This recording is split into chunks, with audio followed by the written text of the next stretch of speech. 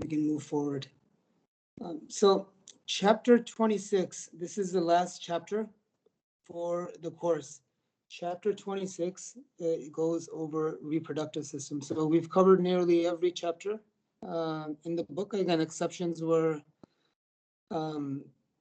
embryology. We didn't go over that. And I think there might be one more, surface anatomy. We're not going to be doing that either. So that's about all that we're going to be doing, and that will be the end of it.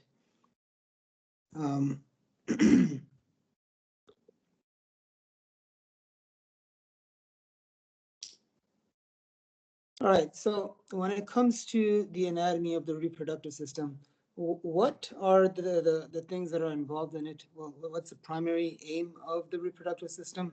Well, again, as you know, the system implies reproductive system means reproduction. So the primary aim, the primary goal for the system will be to reproduce. And again, in this case, it will be the reproduction of gametes. Again, gametes is another term for the sex cells of the body. And in males, the sex cells are sperm cells, and females, the gametes are ovaries. Okay, so again, we're looking at ovaries and testis. Testis being the main gonad. So again, when you look at the term gonad will be the tissue, the organ that's producing the gametes or the sex cells. So again, the gonads for males would be the testis, and the gonads for females would be the ovaries, and the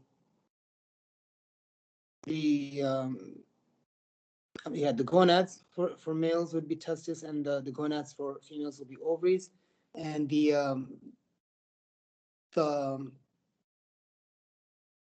gametes produced by the testis would be sperm cells, and the gametes produced by the ovaries would be the eggs. So again, fertilization. This is what the aim for this these organs is to produce essentially another offspring. So aside from that, there's also accessory sex glands. And again, when we're talking about accessory sex glands, we're talking about tissue that produces substances that are going to protect the gametes, and also that will help facilitate their movement. In addition to that, there's also the supporting structures.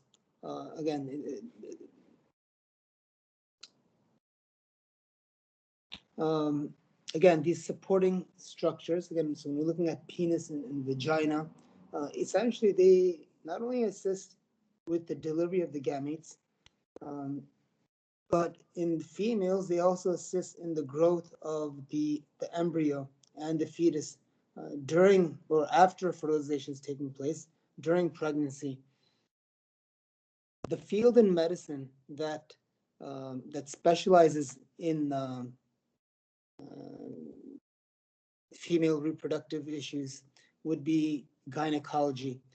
And this field in men that studies at male reproductive, and not only necessarily male, but sometimes also you could look into female reproductive, not female issues would be urology. Okay, so urologist is not very specific to just males, whereas gynecology is only specific to females, right? Urology, again, generally speaking, is a little bit more geared towards men. But again, as I said, females also may be treated by a urologist because the urologist, he can deal with other issues such as kidneys as well, for example.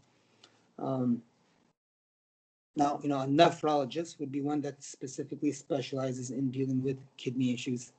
Again, the unit on kidneys we looked at last week in class. And then lastly, we have andrology.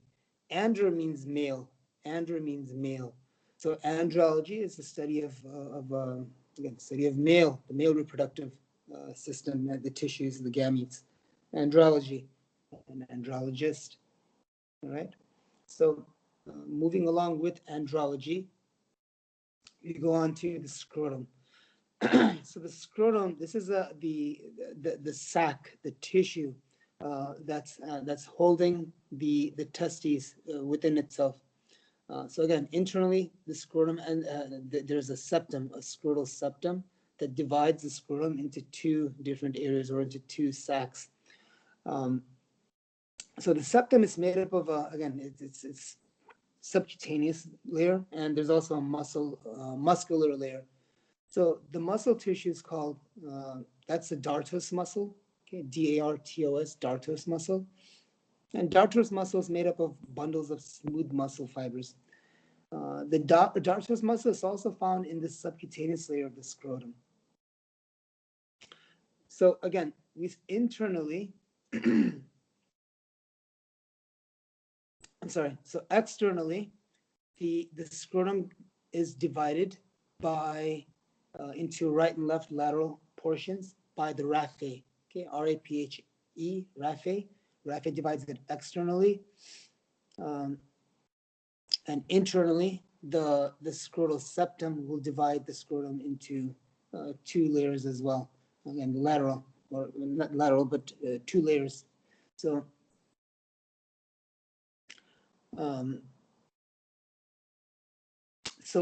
what's associated with each testis in the scrotum is the cremaster muscle. Okay, cremaster muscle. This muscle is made up of a series of small bands of skeletal muscle that descend as an extension of the internal oblique muscle. This occurs through the spermatic cord to surround the testis. So when you look at this next slide, you can kind of see over here, what do we have? Essentially, again, you can see the scrotum. You'll see the testis on top. So again, scrotum, this is just it's just the sac that's holding the main tissue, the testis, within it, inside of it. So over here, not only do you see the scrotum and the testis, but also we're able to see the epididymis. In addition to the epididymis, you can see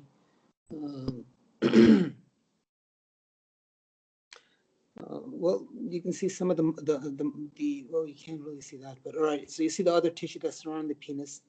There's the glans penis. Now the glans penis, this is going to be essentially the distalmost end of the penis, or the tip of the penis. And over here, there's also glands that are found over there.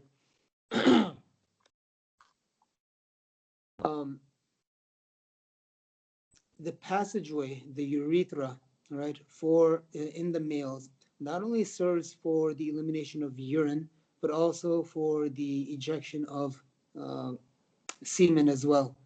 All right, so you can see again, it serves as dual function for both passages.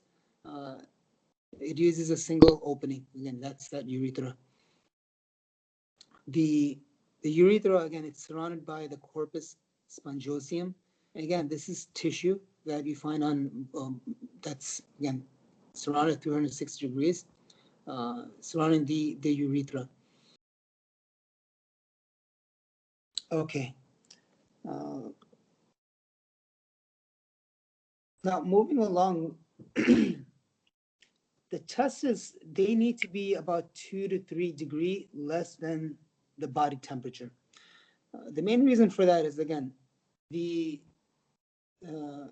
sperm cells that are produced, if they are at the temperature, at your body temperature, all right, or above body temperature, they will start to die. So again, high temperatures, they're not sustainable for sperm cells. So therefore, they need to descend and be lower from the body. And again, this is the primary purpose for not primary, I guess physiologically speaking, in terms of survivability of sperm cells, this would be the purpose that the scrotum serves. When you talk about the blood supply, so the blood supply for the scrotum, it comes from one of the branches of the internal iliac artery, and it's specifically we're looking at the internal pudendal branch. The cremastic branch of the inferior epigastric artery also supplies the scrotum, in addition to one of the branches from the femoral artery. It's the external pudendal artery. There's a lot of nervous supply as well. Again, so there's pudendal nerve. It makes sense, pudendal branch of the femoral artery. Then you got the pudendal nerve. The posterior cutaneous nerve of the thigh, and then also the ilioinguinal nerve. These are all nervous and vascular supply lines that are going to the scrotum. So again, it's a here. Now you can see in this photograph over here, you can see, first of all, externally, you can see the raphe that's dividing the testes into the different portions. And then internally, again, you can also see the scrotal septum dividing internally. Additionally, you can see the different layers. If you look on the right side, where it says epididymis, and then below that, you see the tunica albuginea of the testis. After that, the tunica vaginalis. And then inferior to that, then we have the next layer, the internal spermatic fascia. Now, you're going to be seeing some of this in female reproductive as well. And again, what you'll be surprised is that a lot of the organs that are present, or a lot of the structures that you see being named in male reproductive is also present in female female reproductive system as well.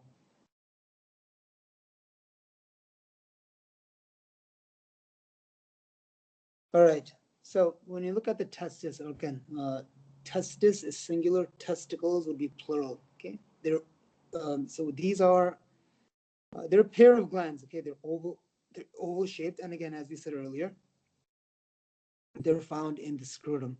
They're about, in terms of their size, they're about an inch in diameter, or it's about 2.5 centimeters. And in length, they're about twice that size. So they're nearly 2 inches in length and 5 centimeters long. Now, each testis, in terms of its mass, it will weigh anywhere between 10 to 15 grams. In terms of their development in utero, it's taking place near the kidneys in the posterior portion of the abdomen. And again, they usually start their descent into the scrotum through the inguinal canal.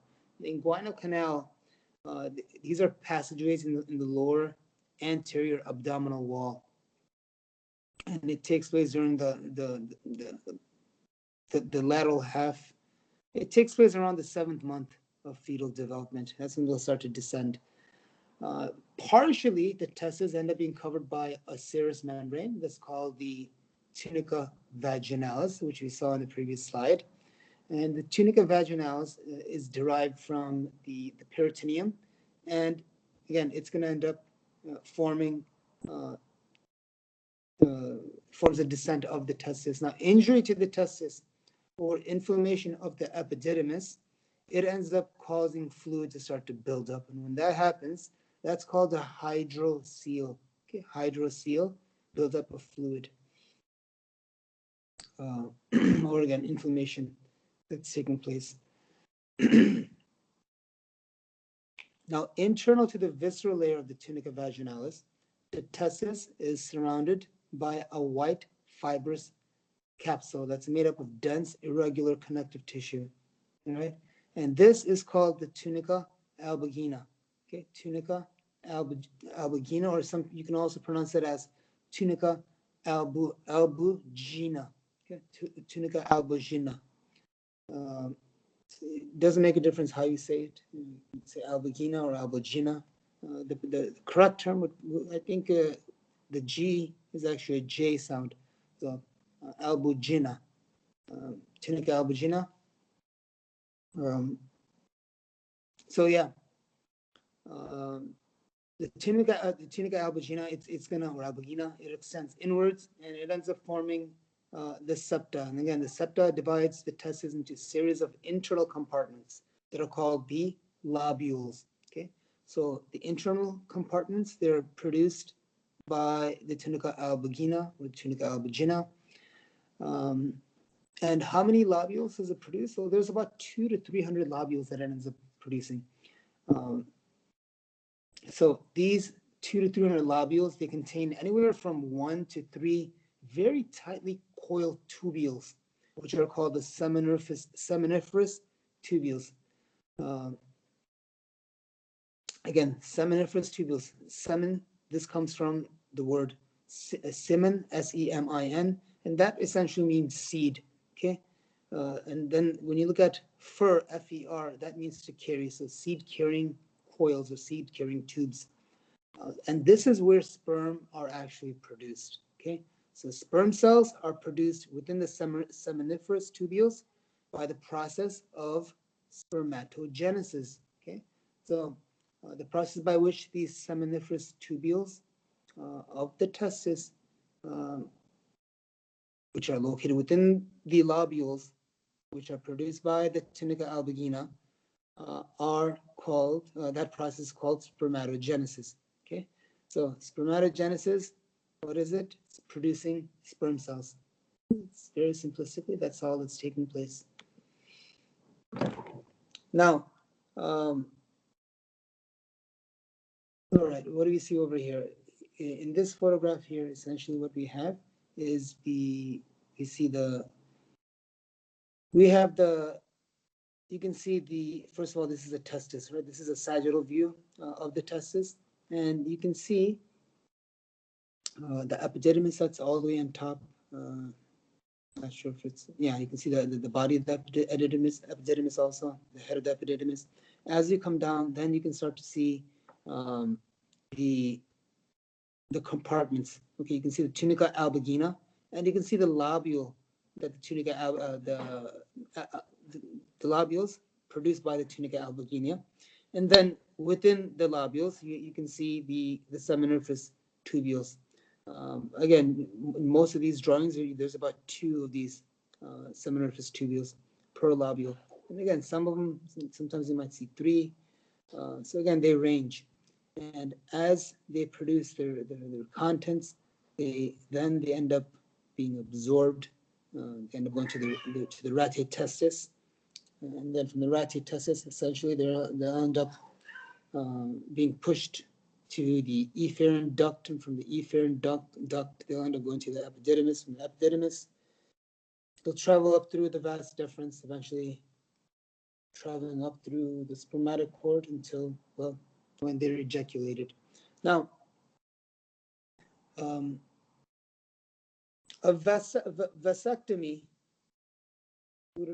is when they end up, so actually what they'll do is this vas deferens, they'll either end up tying it or they end up cutting it, right? Sometimes. Now, it is reversible. If you can just cut, you can uncut also, or you can tie it. Well, you can't always uncut it, actually. If you cut it, it may be permanent. Sometimes it cannot be repaired, but so tying, it's I guess a more safer alternative form of birth control, and this is what it would be used for birth control. So let's move on to the next slide. All right, so the walls of the seminiferous tubule. The walls of the seminiferous tubule, they contain 2 types of cells. There is the spermatogonic cells, okay, or the spermatogenic cells. Sorry. And again, these are the sperm-forming cells. And then there's also Sustan Tecular cells. The Sustan Tecular cells, they have several functions, primarily in supporting spermatogenesis. Okay, so when you look at it, there's a whole list of these functions that these sustentacular cells have. So again, they nourish the spermatocytes, the spermatids, as well as the sperm cells. They're able to phagocyte, access spermatid cytoplasm. They also control the movement of the spermatogenic cells. They allow for the release of sperm into the lumen of the seminiferous tubules. They produce the fluids, some of the fluid that's needed for sperm to be transported. They also will secrete the inhibin, which is another hormone, and also they regulate the effects of testosterone in addition to follicular follicle-stimulating hormone, FSH.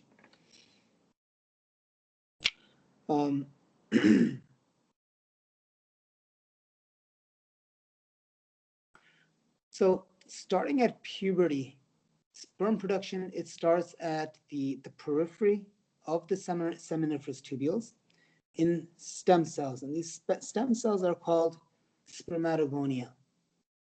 All right, spermatogonia. And these cells, they develop from primordial germ cells, okay? They develop from primordial germ cells. Towards the lumen of the tubule, we have layers of progressively more mature cells. And in order of advancing maturity so you're going from least to most mature. They would be the primary spermatocytes, secondary spermatocytes, spermatids, and then finally sperm cells. Okay? So what do we have? Primary spermatocytes. Let me try something. See if this would work. I guess not. All right. So yes, primary. That stinks. Share screen, share video, share photo.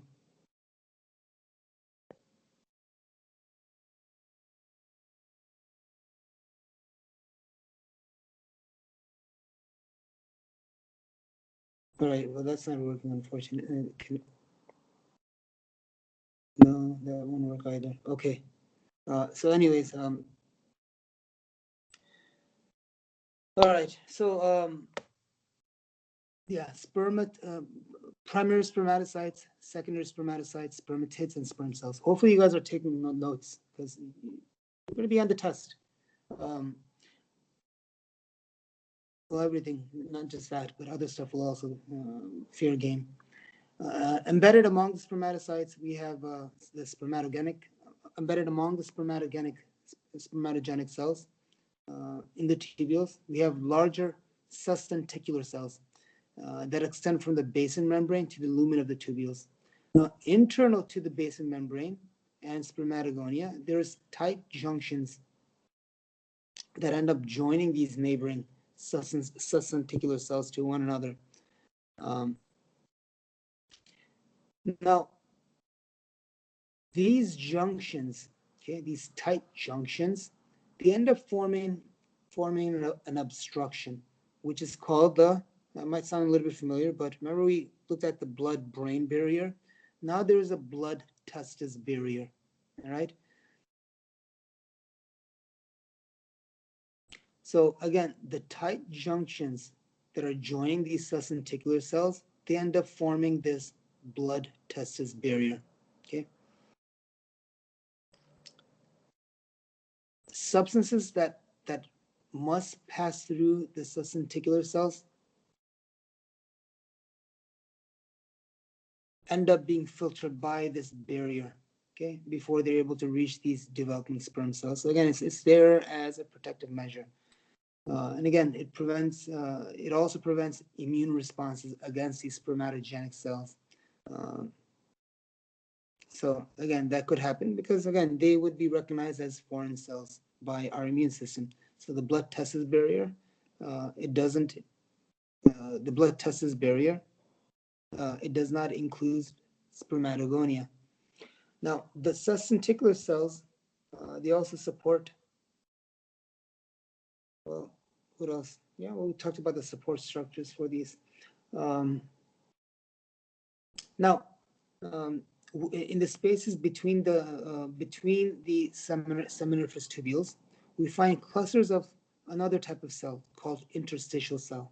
Okay, now interstitial cells, another term for them are Leydig cells. Leydig, Leydig, Leydig cells, and these Leydig cells, they secrete testosterone. Right, so Leydig cells secrete testosterone. And they're the most important androgen that men will have. And again, when we look at the term androgen, androgen is a hormone that produces the development of masculine characteristics. And in addition to that, testosterone, it also enhances or promotes the libido, okay, in men.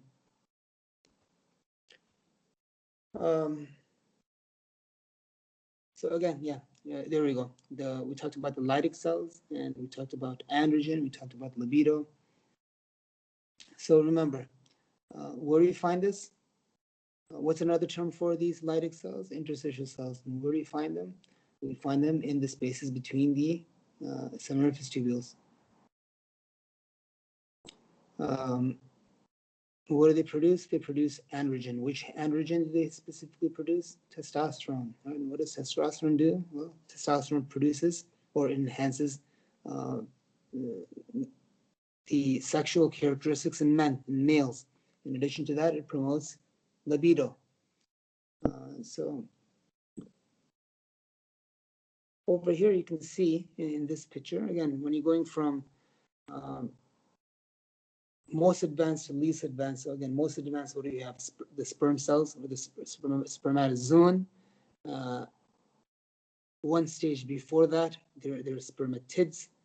Another stage before that, there are secondary spermatocytes, and before that, there are primary spermatocytes. And again, very primitively, they are the stem cells or the spermatogonia. All right, spermatogonia. And then also you can see the Leydig cells in this photograph that are going to be producing testosterone, right? Okay, so let's see.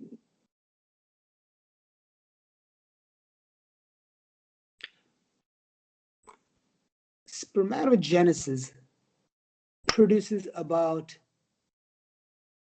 300 million sperm a day, okay? 300 million sperm a day in male, right? This is through spermatogenesis.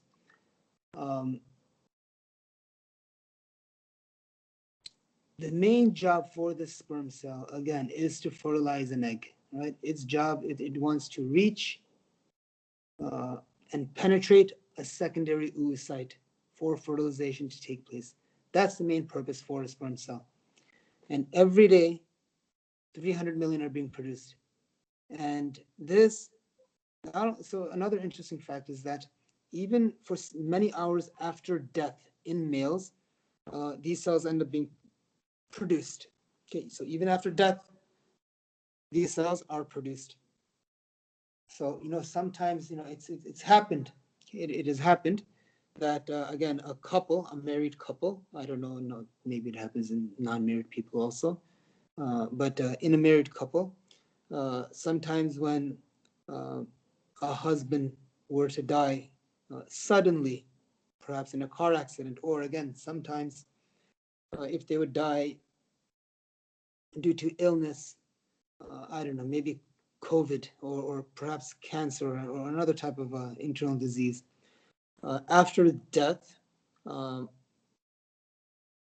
man's or the deceased's widow would request to have sperm extracted from the testis to later, again, so she can end up having his babies later on. So this process is done even after death.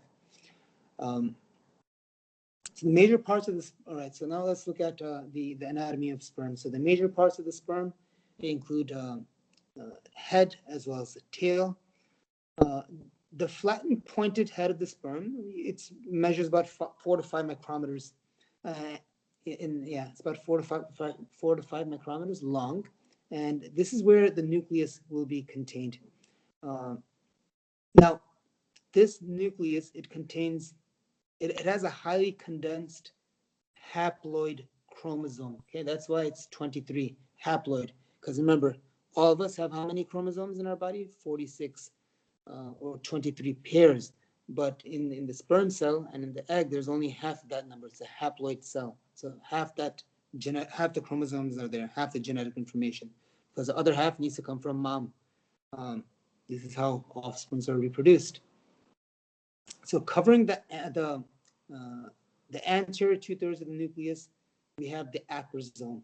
Okay, so the acrosome covers the anterior 2/3 of the nucleus, and it's a cap-like vesicle, and it's filled with enzymes that help the sperm to penetrate that egg or the secondary oocyte. That'll end up bringing about fertilization. Okay, so proteases, hyaluronadases, these are some of the enzymes that you're going to end up finding over here. Now, the tail of the sperm, it ends up being subdivided into 4 parts. 4 parts for the tail of the sperm. Okay, the tail of the sperm ends up being divided into a neck, a middle piece, the principal piece, and the end piece. Right? The tail, again, neck, middle piece, principal piece, and the end piece. The neck is the constricted region just behind the head that contains the centrioles. And the centrioles form the microtubules that make up end up making the rest of the tail. Now, the middle piece, it contains mitochondria that are arranged in spirals. And again, these mitochondria, it provide ATP or energy in order for the sperm cells to move, for locomotion to take place. In other words, for them to move all the way to the egg and also to penetrate that egg. This is where the energy for that is coming from. And aside from that, from metabolism, the sperm's metabolism as well.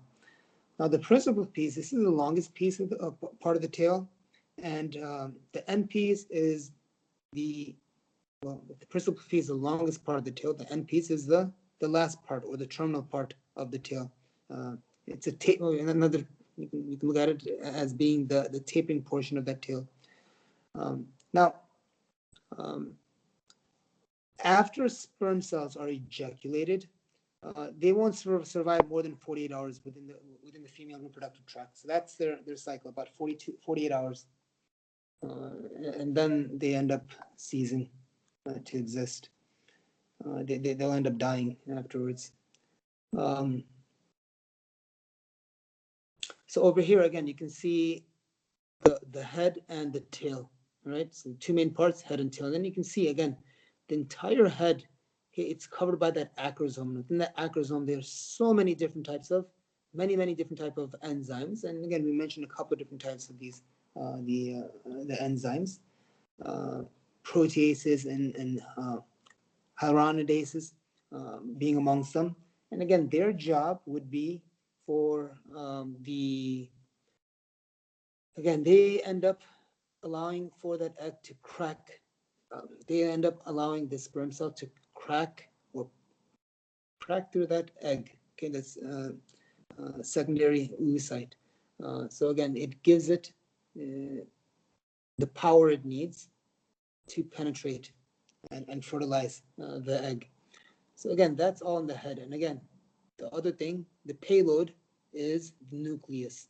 Okay, that's the main thing that needs to be delivered, the nucleus. That's where the genetic information is there. This is where those 23 chromosomes are going to be found, the haploid. All right. As you go down below, what do we have? We have the tail. And again, remember, we said we had all those different parts of that tail. So you can see the neck. Okay, that's a constrictor below the head. After that, you have the you can see where the mitochondria are found.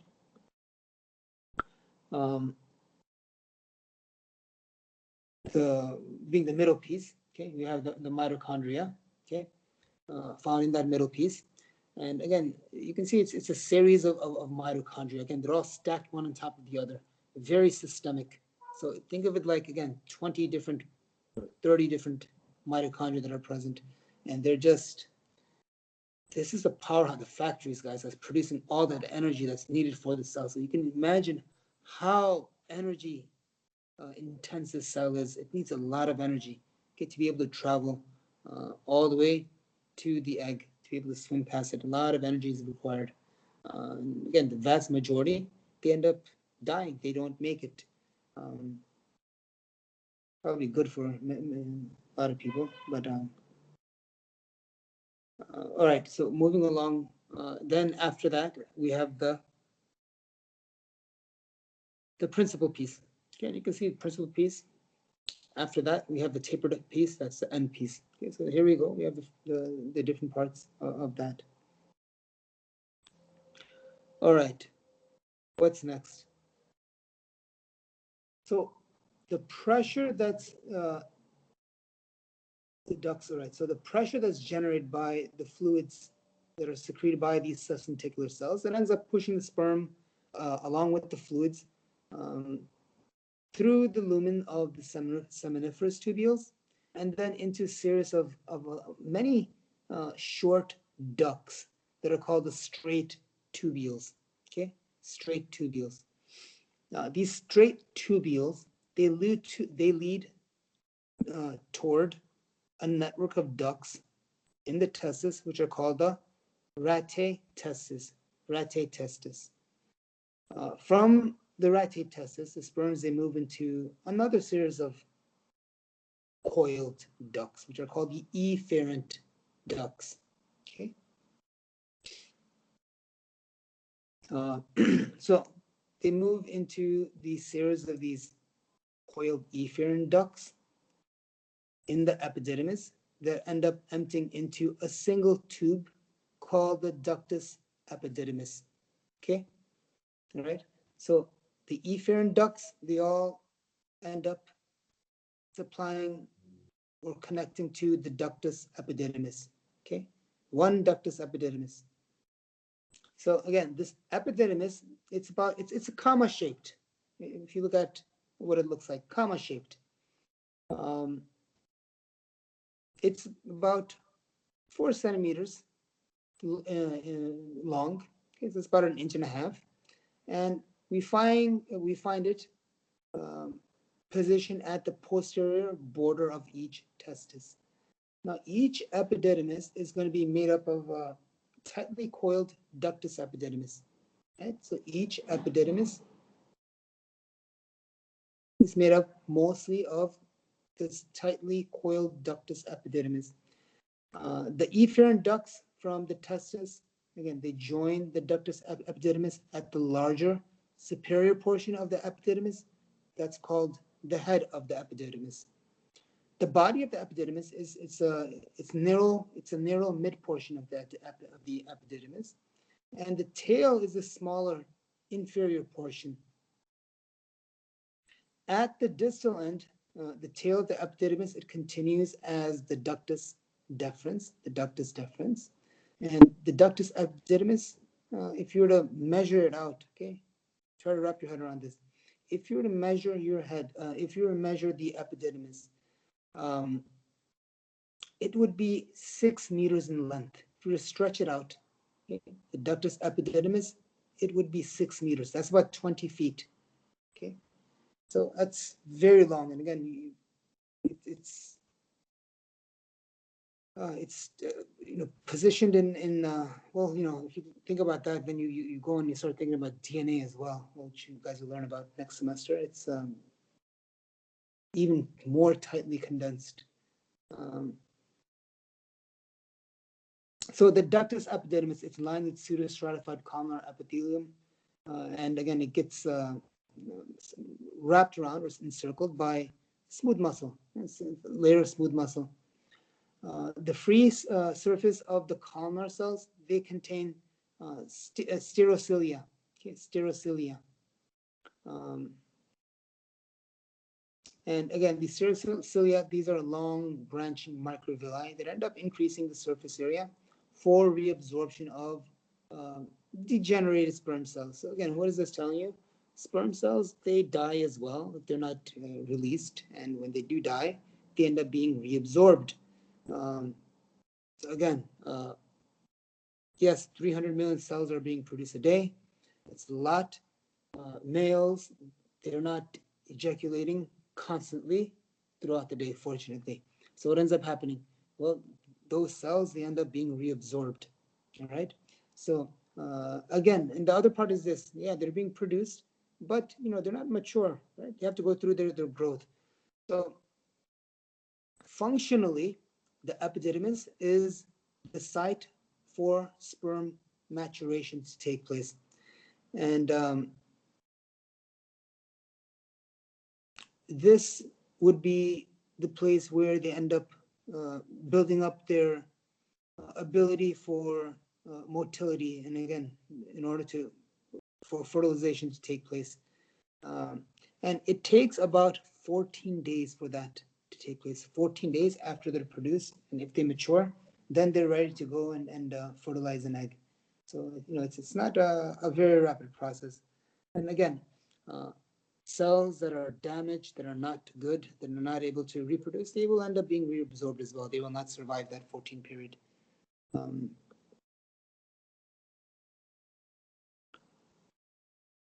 All right, so the ductus deferens, all right, ductus deferens, in terms of its length, it's about 18 inches or 45 centimeters, all right?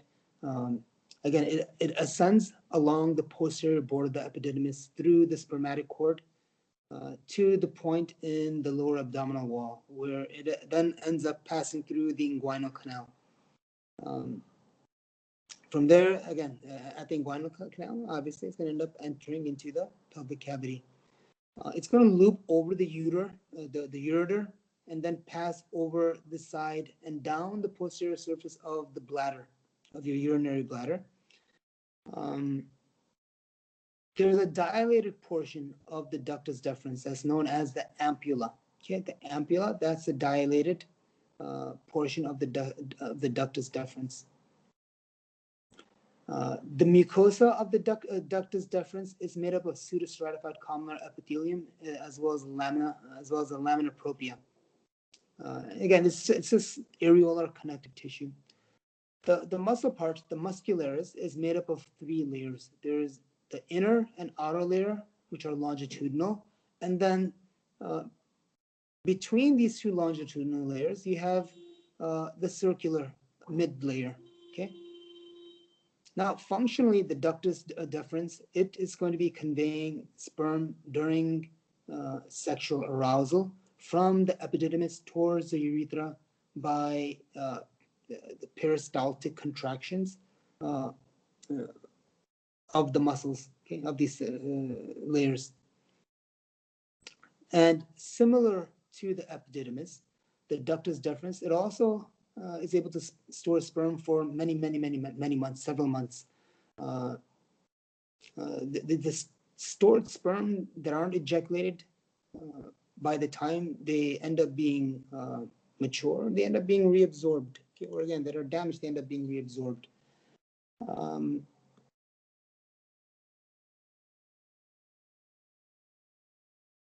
Let's see.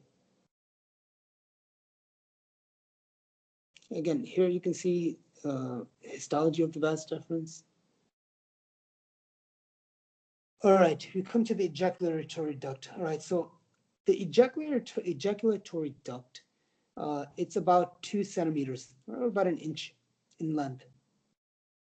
It ends up being formed by the union of the duct from the seminal vesicles and the ampulla of the ductus deferens. Okay, so this is what forms that. Okay, the ejaculatory duct, the junction where these 2 come together. It's rather short. Okay, this ejaculatory duct, it's short.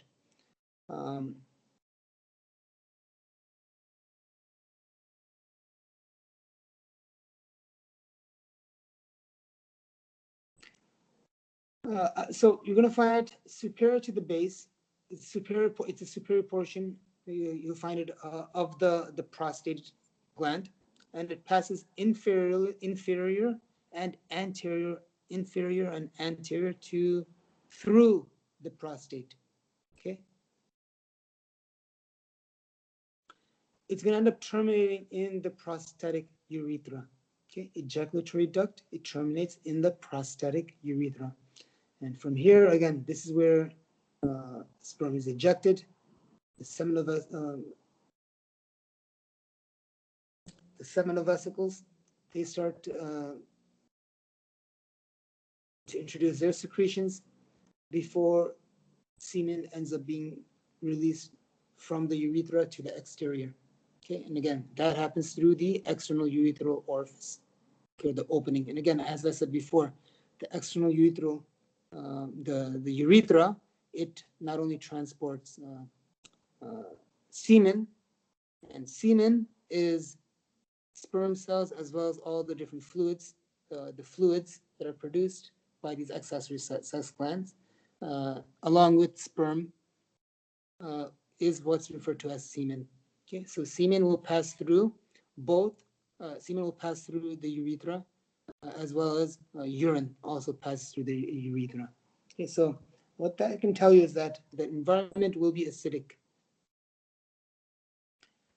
All right, let's pause over here. We'll take a break. We'll come back. We'll continue in a little bit.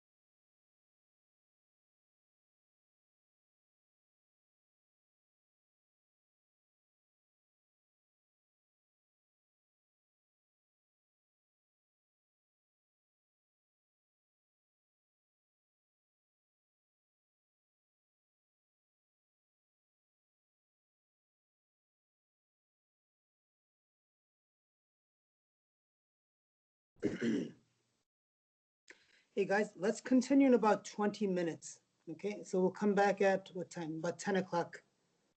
All right.